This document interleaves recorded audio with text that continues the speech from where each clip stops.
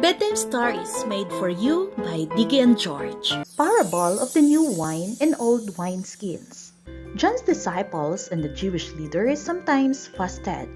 The rest went without food as part of their religion. One day, some people came to Jesus and asked why his disciples didn't do this too. Jesus replied, "Do friends of the bridegroom refuse to eat at the wedding feast? Should they be sad while he is with them? But someday he will be taken away from them, and then they will. Besides, going without food is part of the old way of doing things. It is like patching an old garment with new and shrunk clothes. What happens? The patch pulls away and leaves the hole worse than before. You know better than to put new wine into old wineskins. They would burst.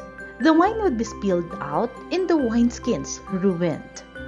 New wine needs fresh wineskins." Jesus was teaching that new life in him is new in every way.